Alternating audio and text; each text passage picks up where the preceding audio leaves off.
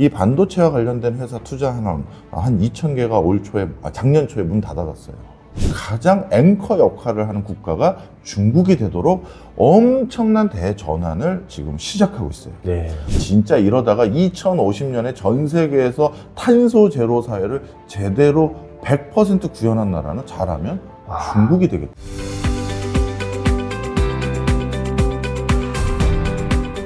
그러면 지금 이제 제일 이해 안 가는 데 중에 하나가 저는 중국이었거든요. 네. 미스테리인데 네. 여기는 왜 지금 계속 침체가 가고 있는 거예요? 네, 사실 중국 경제가 오래 지속됐던 세 가지 엔진이 있어요. 예. 그 엔진을 지금 대대적으로 수리 또는 수정할 수밖에 없는 상황에 놓여졌다고 중국 스스로도 판단하는 것 같습니다. 그것은 당연히 미중 갈등이 본격화되면서부터다 이렇게 이해하시면 좋을 것 같은데요. 미중 갈등이 본격화되면서 제일 첫 번째 봉착하게 된 위기는 중국의 수출이 반토막이 났어요. 2000년대 중반만 하더라도 GDP에서 중국 수출이 거의 30%에 육박할 정도로 엄청난 예. 비중을 차지했거든요. 그러다가 2010년대 들어서는 통상적으로 한 20%대를 유지해왔는데 지금은 거의 10% 초반입니다. 오. 그러니 수출을 기반으로 진행되어 왔던 국가다라고 해도 과언이 아닌 국가가 예. 수출이 뭐 제일 정점 찍은 걸 기준으로 했었을 땐 3분의 1 토막이 나니까 예. 당연히 엔진 하나가 사라진 거죠. 그렇죠. 그런데 이 수출이 살아날 수 있어 보이느냐라고 했었을 때 중국 내부에서는 당분간 쉽지 않겠다 판단한 것 같습니다. 네. 미국과 서방 세력 중심으로 밸류체인 새로 짜기 시작했고요. 네. 그 다음에 중국산 제품에 여러 가지 프레임을 씌우기 시작했죠. 석탄 같은 거 떼서 지구 환경 오염시켜서 싸게 만든 물건, 그래서 돈 버는 나라, 또는 신장 위구르의 인권 탄압 같은 거로 만들어서 또 싸게 만들어서 돈 버는 나라, 이런 프레임들과 단기간에 싸워서 이기기가 쉽지 않다고 본 거예요. 그러다 보니까 수출이 아닌 다른 성장 동력을 찾아야 된다 이렇게 생각을 하고 있고, 두 번째는 오랫동안 중국 경제를 지탱해 왔던 또 한 가지 주축인 부동산. 이 부동산으로 지금 거의 굴러왔다 해도 이 세 가지 엔진 중에 부동산이 제일 큰 엔진이거든요. 근데 이제 이게 거의 과잉 투자가, 그리고 중복 투자가 이제 거의 목전까지 올라온 거예요. 그러다 보니까 이거를 수선하지 않고서는 중국 내수가 부동산을 기반으로 더 이상 가동된다는 건 무리가 있다라고 판단한 것 같습니다. 여기다가 하나가 더 얹어졌는데요. 중국 국민들을 대상으로 한 다양한 설문조사 내용들을 보면 중국 국민들이 원하는 건 민주주의가 아니에요. 1순위가 부정부패 타파예요. 감 오세요? 알죠. 예. 나도 능력 있어. 예. 나도 잘 살 수 있었는데 제가 그놈의 관시 때문에, 그렇죠. 제가 홍얼다이래서, 예. 관얼다이래서, 예. 이 다이는 자식이란 뜻이고 얼은 이얼, 둘째란 뜻이잖아요. 예. 그러니까 관료의 2세 또는 혁명 2세, 이런 그 특정한 어떤 지연 학연 등으로 인해서 기회를 다 가져가서, 그래서 나는 기회도 못 얻었고, 그래서 지금 중국 경제가 전 세계에서 가장 양극화가 심화되는 그런 국가로 갔는데 나 이거 꼴보기스럽다, 이런 인식이 많은 거예요. 그러다 보니까 이 민심을 달래야 되거든요. 경기가 어려워졌을 때 민심을 못 달래면 뒷감당이 안 되는 거죠. 그러다 보니까 이 사람들에게 대표적으로 민심을 달랠 수 있는 가장 큰 요소, 지금 중국도 개인 자산이나 기업 자산의 상당 부분이 부동산이거든요. 그래서 그 부동산의 일부를 국유화해서 다시 나눠주려고 하는 거예요. 그러다 보니까 이 민간 기업이 부동산 새로 개발 이슈 던지고 또 투자하고, 그것으로 인해서 얼마나 많은 연관 산업이 파생이 됩니까? 그렇죠. 그걸 다 중단하고 이번에 헝다부터 완다, 비구이위안 등등 그들 회사들을 구조조정하는 과정에서 통으로 국유화하거나 상당 부분의 물건을 국고로 환수할 가능성이 높아요. 그러면 그걸 다시 국고로 환수한 걸 공동 부여한다고 또 싸게 나눠주면서 민심도 다스리고, 사람이 격차가 너무 심하면요, 뛸 생각이 안 돼요. 그렇죠. 이게 경제하려는 의지라고 저는 제 은사님들에게 배웠는데, 근데 이게 너무 편차가 크니까 편차가 많이 나오면 안 하고 싶어지잖아요. 그래서 국민들에게 다시 생기를 불어넣고 좀 뭔가 역동하려는 의지를 부여해 주려는 그런 의도도 있어요. 그냥 나눠주고 복지 차원만은 아닙니다.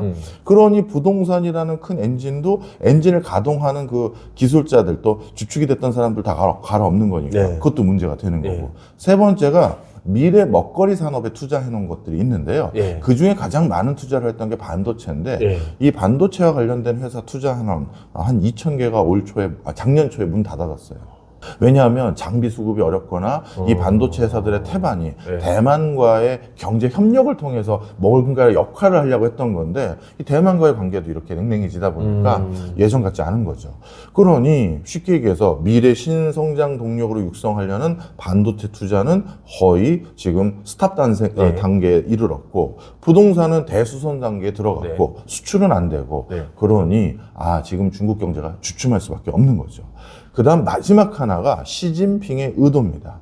시진핑은 전투에서는 지겠지만 내가 전쟁에서 이기겠다라는 전략으로 바꾼 것 같아요. 그럼 경제는 내주겠다는 거예요? 이렇게 보시면 됩니다. 전투라고 제가 말씀드리는 건 지금 요 근래의 경제 성장률이 저조해지거나 미중 간의 갈등으로 약간의 수세에 몰리는 걸 전투라고 본 거예요. 경제에서. 근데 진정한 경제에서의 전쟁은 나중에 패권 국가라든가 에너지 종주국이라든가 실제 전 세계의 주요 산업군에서 가장 앵커 역할을 하는 국가가 중국이 되도록 엄청난 대전환을 지금 시작하고 있어요. 대표적으로 가장 크게 시진핑이 드라이브를 걸고 있는 게 친환경 신재생 에너지 정책이에요. 이 에너지라는 건 제네레이션 단위로 고민을 해야 돼요. 예를 들어서 우리 둘이 지금은 이 전기를 뭐 원자력이랑 화력 발전을 중심으로 우리가 사용하고 있다면 야 인구야 우리 저기 한 5년 뒤에는 전기를 뭘로 바꿀까? 그럴 수가 없어요. 발전 설비랑 인프라라는 건 그렇게 5년마다 바꿀 수 있는 게 아니거든요. 그러니까 야 인구야 네 자식들도 우리 다음 세대들도 앞으로 그러면 우리가 전기를 걔네들은 뭘로 조달해서 사용할 수 있게 할까? 이 전환이 이루어져야 되는데 이 전환이 미국이나 우리나라 같은 나라들 그러니까 민주화된 나라는 빠르고 신속하게 이루어지기가 어려워요. 왜냐하면 기존의 이 에너지 수급 체계인 화석 연료라든가 원자력이나 이걸 가지고 우리가 전력을 수급받는 과정에서 수많은 이해관계자들이 형성됐거든요. 그쵸. 이걸로 돈 벌고 하잖아요. 그러다 보니까 이 사람들을 등지고 한 번에 가자고 하면 이제 깃발 들고 오는 거죠. 그래서 천천히 갈 수밖에 없고 보조금이나 이런 인센티브 제도로 일로 오세요. 땡기는 거예요. 그런데 시진핑 같은 권위주의 정부는 어떻게 하면 되는지 아시죠? 끝! 이렇게 돼요. 제가 자주 드는 비유예요. 중국 출장을 가잖아요. 그런데 자주 가는 식당에서 식당 아줌마한테 잘 지내셨어요? 오랜만에 또 출장 왔습니다. 오셨냐고 하다가 근데 아주머니 불과 1년 전만 해도 다 그냥 석유 넣는 스쿠터 쓰셨는데 지금 배달하는 이 근처에 다 식당도 해봤더니 전기 스쿠터로 싹 바뀌었네. 이거 어떻게 된 거예요? 했더니 아주머니가 그냥 핏대를 세우면서 아니 정부에서 말이야 어느 날까지 무슨 전기 스쿠터로 바꾸라고 무시상한 종이 하나 붙이고 왔는데 우리가 일하는 사람들이 그때 다 바꿀 수 있습니까? 그래서 당분간 쓰다가 천천히 바꾸어야지 생각했는데 다음날 일어나서 가게 왔더니 오토바이 싹 걷어갔다는 거예요. 온 동네에 석유로 가는 스쿠터가 하나도 없어졌다는 거예요. 이거는 권위주의적인 정부에서는 에너지 수급 체계 전환을 빠르고 정확하고 반강제적으로 할 수 있잖아요. 그래서 제 소견으로는 진짜 이러다가 2050년에 전 세계에서 탄소 제로 사회를 제대로 100% 구현한 나라는 잘하면 중국이 되겠더라고요. 예를 들어 제조 베이스인데 탄소 제로를 한다는 건 대단한 일인 거잖아요. 어마어마한 일이죠. 자, 그러다 보면 이제 어떤 일이 생기느냐? 시진핑은 바로 그걸 본다는 거죠. 지금 단기적으로 내가 고전하고 있어. 전투에서 자꾸 내가 밀려. 좋아. 하지만 내가 이 바둑에서, 이 장기에서 마지막에 승자는 내가 되겠다 하면서 단기간이라 중장기 전략을 가지고 계속 달려가고 있는 글로 전환하는 모습을 좀 보고 있다. 그러니 당분간 중국 경제가 조금 고전하는 거에 계속 그런 흐름이 계속될 것으로 보입니다. 알겠습니다. 그러면은 이 세 가지를 조합했을 때 보통 세계 경제 축이라 그러면 미국, 중국, 뭐 유럽 이렇게 세 개 정도 보잖아요. 그럼 중국이 이런 상태면 글로벌 경제가 이제 대세 호황으로 가긴 좀 어려운 상황이겠네요. 네, 전 그렇게 보고 있습니다. 그나마 다행인 것은 중동 지역을 비롯해서 자원 부국들이 요즘 돈을 많이 벌어요. 뭐 2차 전지나 반도체나 전기 자동차나 이런 것들 대부분 그냥 광물들을 그냥 갖다 쏟아 부어야 만들 수 있는 인더스트리거든요. 예. 그러다 보니까 이 자원 부국 국가들이 이러다가 우리 자원에 의존하지 않는 경제 시스템이 언젠가 필요한데 지금 돈 벌 때 그런 거에 투자해 놓자 이런 적극성을 엄청 보이고 있어요. 대표적으로 중동 지역이라든가 예. 브라질이라든가 호주라든가 아르헨티나도 이제 전열을 가다듬으려고 여러 계획들은 나오고 있는 상황이고요. 그러다 보니까 이런 국가들이 지금 약간 신규 발주를 좀 해가고 있는 상황입니다. 그것 때문에 그나마 버티는 거지. 아우, 안 그랬으면 정말 뭐라고 해야 될까요?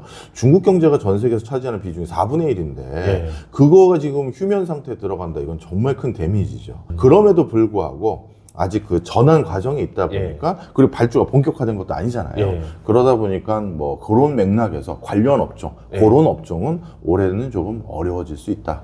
하지만 그래도 그런 기대감으로 계속 이어가고 있는 업종이 있고요.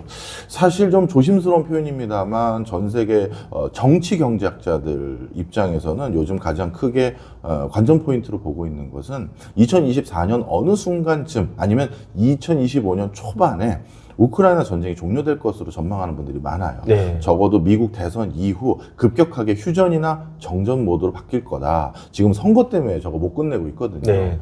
그러고 나면 전후 피해 복구 사업이라는 엄청난 시장이 또 열리니까 예. 그게 또 좀 관련 국가들의 또는 참여하는 국가들에게 경제 활성화에 기폭제가 되지 않을까. 요 정도 전망합니다.